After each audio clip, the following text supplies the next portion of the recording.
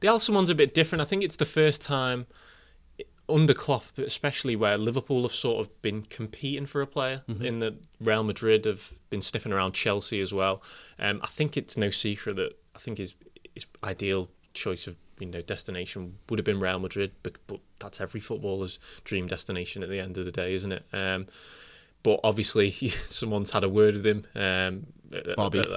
Yeah, maybe. Other people like that have told him, how good Liverpool is. And I'm sure he's experienced it himself. He was there at Anfield for the semi-final. We've been watching Liverpool. And footballers talk to each other about stuff and recommendations you've had. I think Alex Oxlade-Chamberlain revealed that Jordan Henderson was constantly in his ear about coming to Liverpool when he was with England. So these things can make a difference. And I'm sure he's excited, because I think footballers have an ego of... They have the right... Well, they can. They have an ego in that they won't be seeing Liverpool's goalkeeping position as a chalice position. Reina was, deteriorated. Mignolet's been indifferent. Karius has had a nightmare. I think Alisson will be going into the mindset of, I can be Liverpool's goalkeeper for the next 10 years. I can be the solution to all of your issues, and that's the way footballers think. I think a lot differently. You've got to be able, and I would, I'm guessing at this point, because look, not elite athlete at any level, but there's got to be something that got them there in the first place. Yeah. And it's that ruthlessness and that belief in themselves that get them to these positions. So why wouldn't Alisson think, I'm one of the best goalkeepers in the world?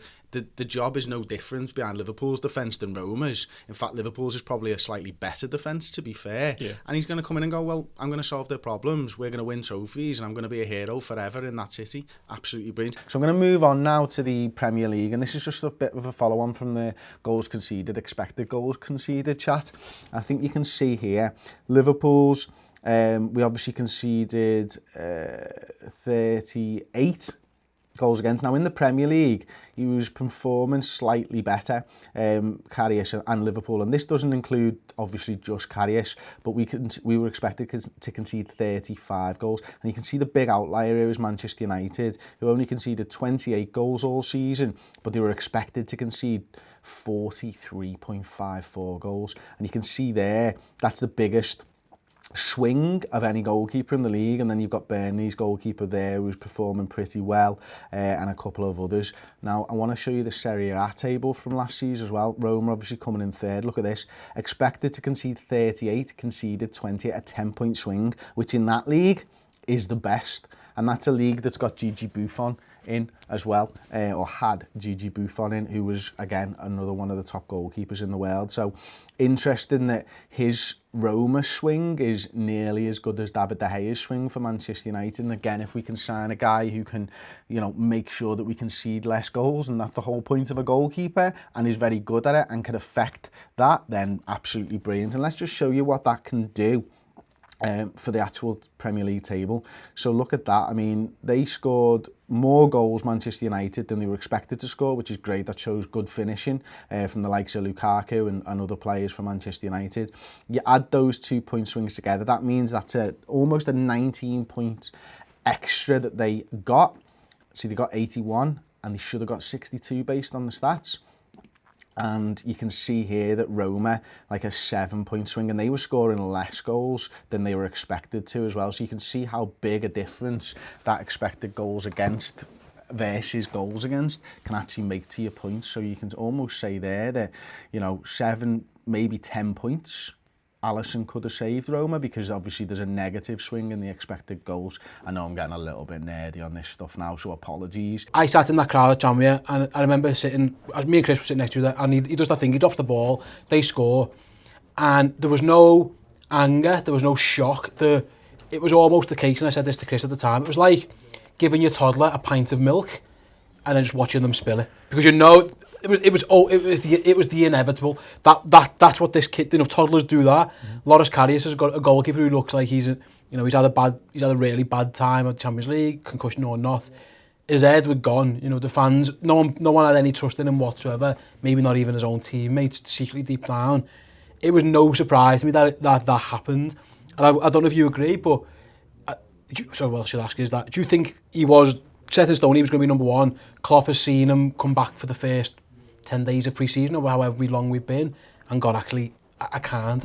Or do you think this was inevitable anyway, that we were always going to go and buy him regardless of how Loris performed? I think they were waiting to see how he performed when he came back. I don't think it was just a Tranmere thing. I think it's just a succession of things. But Liverpool were interested in Alisson in February. I think Mel already said, we went to his representatives and it was too much money. I think if you add to that the fact that Real Madrid want a goalkeeper and he starts that merry-go-round, and I've always said my biggest concern is if he does that Tranmere mistake 3 weeks into the season and you haven't done it, you're behind everyone else and the goalkeepers aren't available.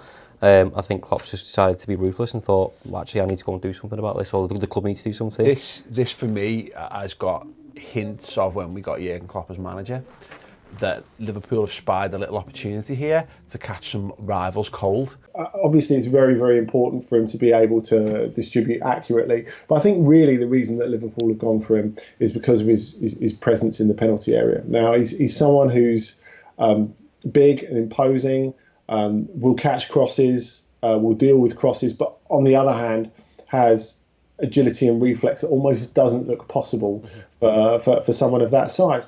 And he was really, really highly rated at Roma, but they kept him on a short leash because they had Wojciech Szczesny the year before, in the first year that they had Alisson, and for that reason, he didn't really play. And there's a few games in the Europa League, I think, 10 games or something, but nothing in the league, wasn't it? Yeah, and it's a little bit like when Robert Lewandowski started at Borussia Dortmund. He had to play second fiddle to Lucas Barrios for most of his first season. He found it incredibly frustrating, and it's almost like he was being fed on raw meat. So the first full season he really, really came to the party, and that's the same with Alisson. And bear in mind, before that, he was still someone who was keeping Ederson out of the Brazil team. Now, that is kind of the problem with international football, isn't it? With goalkeepers, as you say, it's such a specialised position. You can't put your other good goalkeeper elsewhere. If he's not in the team, he's on the bench, and that's the way it is. And you can't trade them, and that is just the nature of international football. So I have to say though, when you bear in mind the way that Ederson played for Benfica, the way he played for Manchester City last season, for Alisson to be ahead of him in the national team is, says a lot about the sort of quality he's got. And like I said, I mean, I don't think people should have been talking about Brazilian goalkeepers not being up to it, but it's still a pervasive cliche in some places, even though you can look at Tafarel, Julio Cesar, who was probably the best goalkeeper in the world, won the Champions League in 2010, so many of them. But these two guys are absolutely at the top of the game, and the fact that Alisson's got the edge at the moment, I think shows what a step up he is for Liverpool, given what they've been making do with. Every time Manchester United spend big on a player, I always think to myself, and I have said it, they've earned the right to spend that money because of their success. Yeah. Liverpool haven't been backed by, sheiks or anything like that. We've absolutely earned the right to be able to spend this money. Yeah. We've sold some of our best players in the world over the last 5 to 10 years, and we've come back stronger. We've built up the business side of things. We're building the stadium as well, and now we're reaping the benefits of that in the transfer market. Now, who can say otherwise? Yeah. Nobody. No, I think that's a genius point, if I'm perfectly honest, because you're right. There's a bitterness when you see Chelsea doing it, because it's money that's been handed to them, and maybe less so in recent years, because I think Abramovich has stopped bankrolling them in the same way. But regardless, this is not a situation where Liverpool are being sugar daddied. You're dead right. Liverpool have grafted to earn the money to spend it. Even if it was just as simple as they trained Phil Coutinho up to the point where he was worth 140 million. They took a gamble on him in the first place. Exactly, and then in terms of people going out on the commercial deals and then linking into the success on the pitch. Liverpool paid for Naby Keita by getting to the Champions League final. The money they earned from last season's Champions League paid for one of our bits of transfer business effectively this summer. So you're dead right. This is not Liverpool dipping into an endless pot of money and do it the wrong way. In some regards, maybe, like I said, to caveat that earlier point, earlier made, we are doing it. We are doing it our way to some extent. We've just unlocked, as it were, extra resources by growing to the point where we're able to do it. I think it's a fantastic. If you look at the team that we had, what you put a tweet out the other day, or you retweeted something, the team we had like 3 years ago. Oh yeah, when we played Real Madrid. Like the team, like they were okay the team players. we played against Spurs in Klopp's first game. Mad. There you go, that is our Alisson Special Digest. Each of those shows is available right now on the redmentv.com. 5 distinct, brilliant Alisson signing specials, giving everything you need to know and every reason you need to be excited about Liverpool's Brazilian goalkeeper. Get involved, go to the redmentv.com, sign up with your 3-month trial and check it out yourself.